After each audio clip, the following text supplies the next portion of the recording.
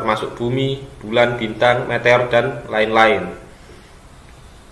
Nah, jadi meledaknya gumpalan gas tadi ini yang membentuk bumi dan lain-lainnya. Jadi itu menurut teori Big Bang. Nah, kurang lebih seperti ini ilustrasinya. Nah, di sini ada gumpalan gas yang kemudian meledak menjadi partikel-partikel yang akhirnya membentuk planet-planet, galaksi, meteor, bintang, dan lain sebagainya.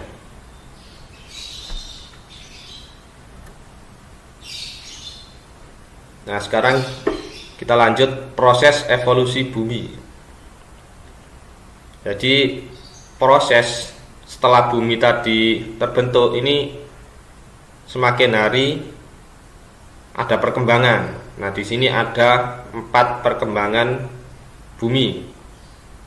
Yang pertama Arkeozoikum, yang kedua Paleozoikum, yang ketiga Mesozoikum, yang keempat Neozoikum. Nah, mari kita bahas satu persatu. Yang pertama Arkeozoikum. Pada zaman ini kehidupan masih belum ada.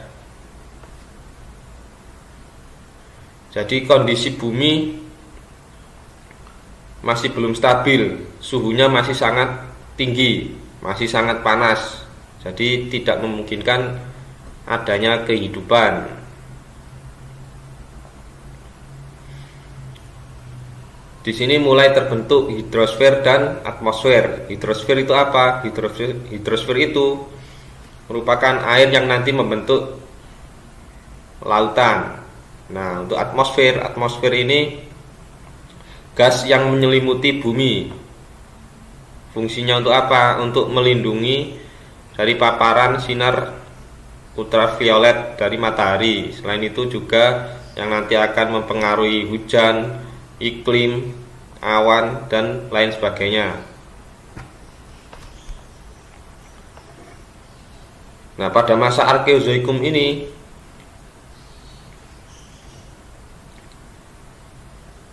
muncul kehidupan yang masih sangat sederhana di dalam samudra, yaitu berupa mikroorganisme. Ada bakteri dan ganggang. Jadi zaman Arkeozoikum ini merupakan zaman awal terbentuknya bumi. Kurang lebih kurun waktunya 1 miliar tahun yang lalu. Selanjutnya ada zaman Paleozoikum. Nah, zaman Paleozoikum ini disebut zaman purba tertua. Kurang lebih 350 juta tahun yang lalu. Pada masa ini atmosfer dan hidrosfer semakin berkembang.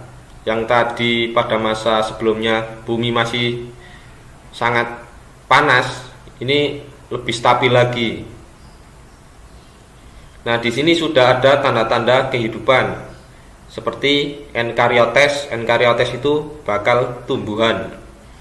Selanjutnya Prokaryotes. Prokaryotes yaitu bakal hewan. Pada masa ini benua-benua di bumi menyatu membentuk benua raksasa yang disebut Pangaea. Jadi pada masa ini kondisi bumi belum kayak sekarang yang terbentuk sebuah pulau-pulau atau benua-benua. Ada benua Asia, Eropa, Afrika, dan lain-lain. Nah, di sini benua yang ada di bumi masih membentuk menjadi satu yang disebut benua Pangaea. Selanjutnya zaman Mesozoikum. Zaman Mesozoikum disebut zaman purba tengah.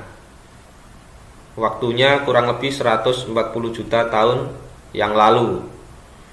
Pada zaman ini mulai ada hewan mamalia, amfibi, burung, dan tumbuhan berbunga. Jadi pada zaman ini sudah ada kehidupan. Bumi mulai stabil, iklim sudah bersahabat, dan curah hujan mulai turun. Nah, pada masa ini muncul binatang reptil berukuran besar atau yang biasa kita kenal dengan dinosaurus. Jadi masanya pada zaman Mesozoikum ini merupakan zamannya dinosaurus.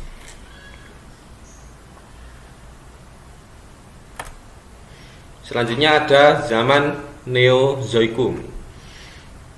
Zaman Neozoikum ini disebut zaman purba baru. Kurang lebih 60 juta tahun yang lalu waktunya. Pada zaman ini dibagi menjadi dua tahap, yaitu tersier dan kuarter. Pada masa tersier ini muncul jenis primata seperti kera. Nah, jadi di sini terlihat mulai dari Arkeozoikum, Paleozoikum, Mesozoikum, ini kehidupannya semakin berkembang. Zaman kuarter dibagi menjadi dua, yaitu Pleistosen dan Holosen. Pada masa Pleistosen, kondisi bumi ini semakin berkembang lagi. Ada dua masa, yaitu masa glasial dan interglasial. Pada masa glasial ini disebut zaman es. Jadi bumi pada waktu itu iklimnya menjadi sangat dingin. Jadi semua daratan ini menjadi es. Makanya disebut zaman es.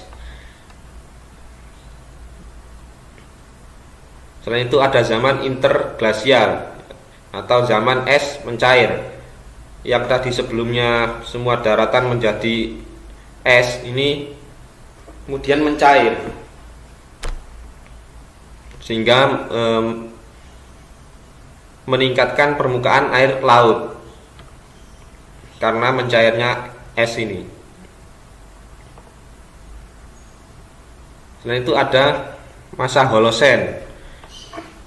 Nah, pada masa Holosen ini mulai ada kehidupan manusia purba. Jadi awal mula manusia purba hidup muncul pada masa Holosen ini atau zaman Neozoikum. Nah, di sini makhluk-makhluk raksasa ini mengalami kepunahan. Jadi seperti dinosaurus tadi ini pada masa ini mengalami kepunahan karena pergantian iklim yang sangat drastis. Pada masa ini muncul pulau-pulau baru. Di sini termasuk juga Pulau Indonesia.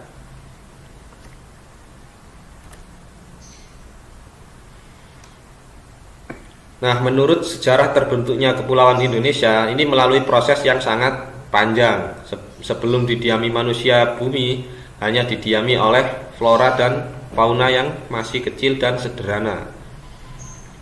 Menurut para ahli, posisi Pulau Indonesia terletak di tungku api yang bersumber dari magma dalam inti perut bumi. Jadi di dalam bumi ini terdapat sebuah tungku api yang berisi magma atau lava cair. Tentunya suhunya sangat tinggi.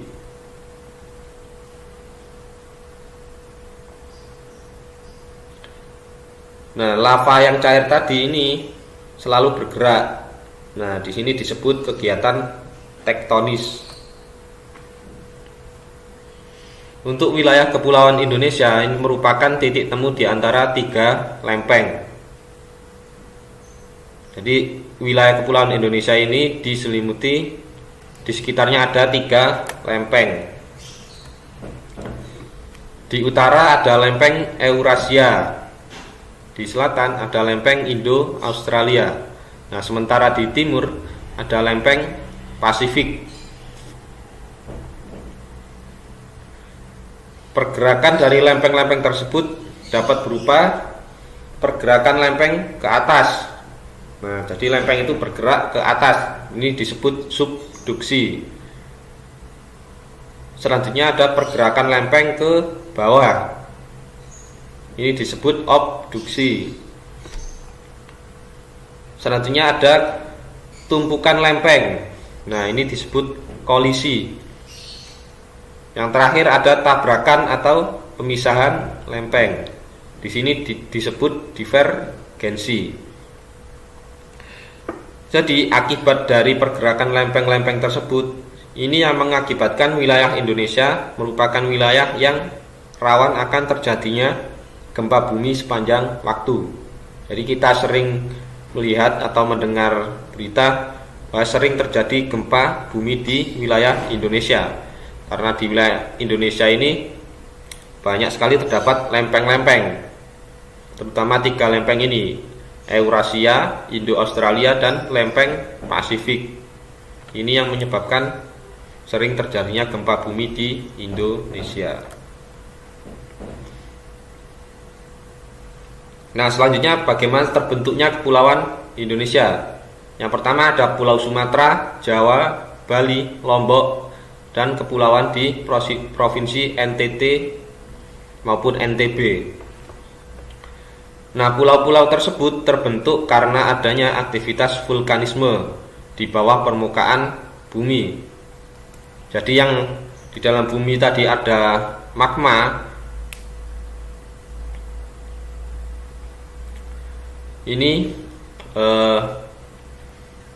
yang membentuk pulau-pulau ini. Jadi lava yang ada di dalam bumi ini lama-kelamaan memadat, bertambah besar, membentuk sebuah gunung atau deretan pegunungan yang kemudian membentuk sebuah busur pulau. Proses seperti ini kita kenal sebagai island arc dalam istilah geologi. Selanjutnya ada Pulau Sulawesi. Nah, Pulau Sulawesi ini terbentuk akibat pertemuan lempeng Filipina, Australia, Eurasia, dan lempeng mikro lain di daerah tersebut. Jadi lempeng-lempeng tersebut ini bergerak, yang tadi bisa saling bertabrakan. Nah, ini yang membentuk Pulau Sulawesi. Selanjutnya ada Pulau Irian Jaya dan Kalimantan. Pulau ini terbentuk dari pecahan super benua pada awal terbentuknya permukaan bumi. Sesuai teori plate tektonik yang menyebutkan bahwa dahulu seluruh daratan di muka bumi ini adalah satu daratan yang maha luas, yang tadi bernama Pangaea, lalu terpecah menjadi 2, yaitu Gondwana di belahan bumi selatan dan Laurasia di belahan bumi di utara. Yang awalnya tadi menjadi satu benua yang besar, ini kemudian terpecah menjadi 2 benua. Seiring waktu berjalannya kedua lempeng besar tersebut, ini terpecah lagi menjadi beberapa pecahan benua seperti sekarang ini. Ada Asia, Afrika, Amerika, Australia. Ini dulunya adalah satu pulau besar yang tadi Pangaea. Kalimantan sendiri berada di atas lempeng benua Asia dan Irian Jaya termasuk di dalam lempeng Australia.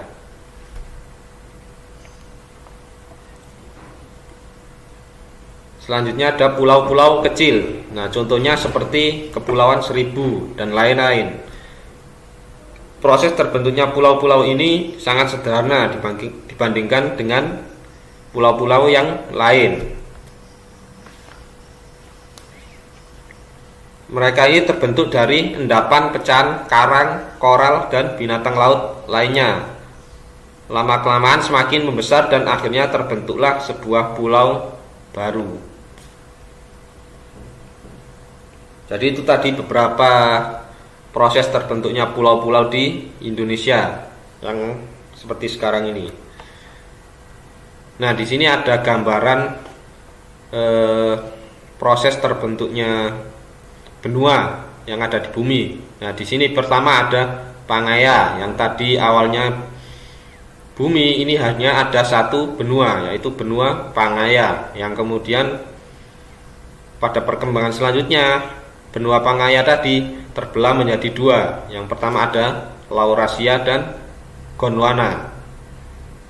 Selanjutnya berkembang lagi di sini, mulai terpecah, ada Amerika, benua Asia, benua Eropa, benua Afrika, Australia dan lain-lainnya. Yang pada masa selanjutnya berkembang lagi, terpecah-pecah sampai kayak sekarang. Nah, ini merupakan gambaran kepulauan Indonesia yang dulu masih menjadi satu, jadi belum terpecah seperti sekarang ini. Nah, di sini terlihat jelas daratannya masih menjadi satu. Indonesia masih menyatu dengan benua Asia yang lainnya seperti Malaysia, Singapura, Thailand, Cina dan lain-lain. Nah, di sebelah sini juga masih menyatu dengan benua Australia. Nah, kenapa sekarang kok bisa terpecah-pecah pulau Indonesia seperti sekarang ini? Jadi dengan berkembangnya waktu ini, tadi ada peristiwa zaman es, ada peristiwa zaman es mencair. Ini kan menimbulkan air laut semakin meningkat. Nah, selain itu ada pergerakan lempeng-lempeng di bawah benua ini. Tadi ada Eurasia, Indo-Australia dan lempeng Pasifik. Nah, ini yang menyebabkan kepulauan Indonesia menjadi terpecah-pecah seperti sekarang, padahal dulunya masih menjadi satu seperti ini.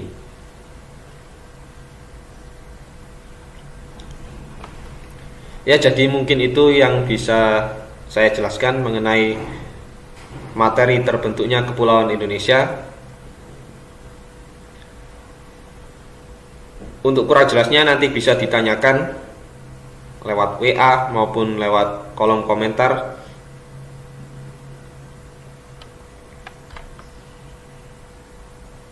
Sekian dari saya. Kurang lebihnya mohon maaf. Wassalamualaikum warahmatullahi wabarakatuh.